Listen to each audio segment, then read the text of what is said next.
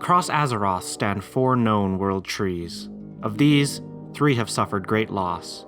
Teldrassil and Grizzly Hills lie splintered, destroyed to keep it from the corruptions of the old god Yogg-Saron.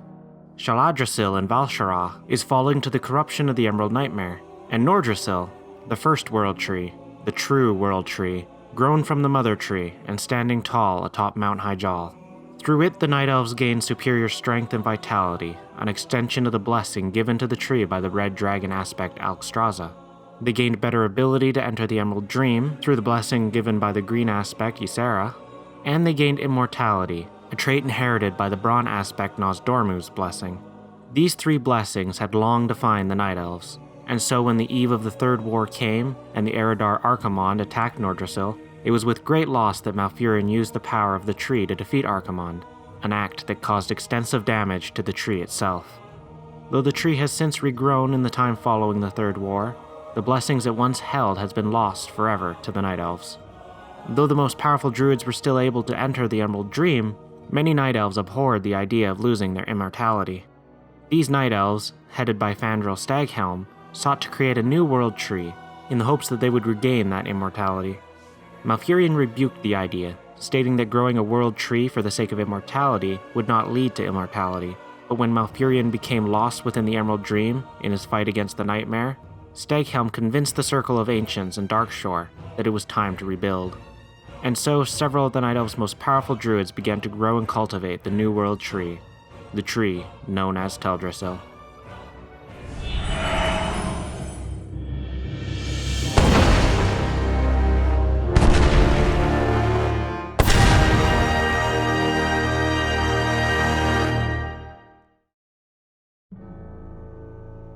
With Teldrassil now towering over the shores of Kalimdor, Staghelm approached Nozdormu, wishing the dragon's blessing for the new world tree. Nozdormu saw the selfishness and arrogance within Staghelm's request, however, and denied his blessing. Alexstrasza agreed with Nozdormu, and so Teldrassil received none of the blessings of the dragon aspects. Still, the Night Elves settled their civilization on the boughs of the great tree, and began to live peaceful lives, until a foul corruption began to seep through the tree. As the corruption grew, more and more of the Night Elves' resources were required to keep the evils at bay, until eventually Malfurion awoke from the dream and discovered that Teldrassil's corruption came from the old Night Elf, Xavius. Xavius had been Queen Ashara's High Counselor at the time of the War of the Ancients. He was killed, turned into the first satyr by Sargeras, and then consumed by a quickly grown tree at the hands of Malfurion. The tree consumed his body and energy, but his spirit lived on. He was able to convince Staghelm at the time of Teldrassil's birth to graft a part of his tree into the New World Tree, so that his corruption would ensure the New World Tree's failure. Malfurion was able to remove the branch, and in doing so earned the blessing of Alexstrasza and later Ysera. Nozdormu's blessing, however, never came, leaving the Night Elves to their mortality. Following the Cataclysm and Malfurion's return, new heroes of the Night Elves begin to uncover returning corruption within the tree. The Gnarlpine Furbolgs have become more aggressive, and the Spiders of Shadowglen more hostile than before. The Dryad Tarandrella is concerned about the growing corruption, and eventually the hero is sent to investigate the rest of Teldrassil for the source, though not before retrieving a vial of water from Shadowglen's Moonwell. Outside Shadowglen, the hero finds Starbreeze village in ruins, overrun by invading Furbolgs. Garrulus hides in one of the houses, injured in an ambush. He is in charge of looking over the druids of Banithil Barroden, where they hibernate within the Emerald Dream. He warns that the Barroden may be in trouble, and the hero is sent at once to investigate the problem.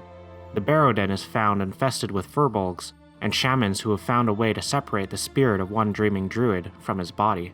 The Furbolgs are quickly routed and the druid's spirit put to rest, but with one village destroyed and the Barroden assaulted, the problem of the corruption becomes a high priority among the Night Elves of Teldrassil. Water is retrieved from several of the moonwells across Teldrassil, several satyr are discovered and dealt with, and the corruption affecting timberlings, spiders, and Furbolgs alike are studied. Eventually, Tarandrella re-emerges, having solved the mystery of the corruption. At the time of Alexstrasza's blessing upon the World Tree, it began to heal itself by pushing its deep-seated corruption to the surface. This new wave of evil was that corruption manifesting itself upon Teldrassil's surface. Using the waters collected at the moonwells, Tarandrella empowers the hero with the strength of a loon, and the hero seeks out and destroys the source of the corruption. Once again the World Tree is healed, and peace can hopefully fall upon the Night Elves that call Teldrassil home. Much of the Night Elves' identity was lost when Nordrassil fell to the Legion, and the creation of a new world tree to regain that identity was too selfish an act to grow a pure and healthy world tree. But over the years since the Third War, Teldrassil has proved its resilience, and the Night Elves have chosen to settle atop its boughs anyway, eventually regaining some of the blessings lost to Nordrassil. In time, perhaps Nosdormu too will give the new world tree his blessing of immortality, but until then, the Night Elves will continue to grow their powerful and ancient civilization.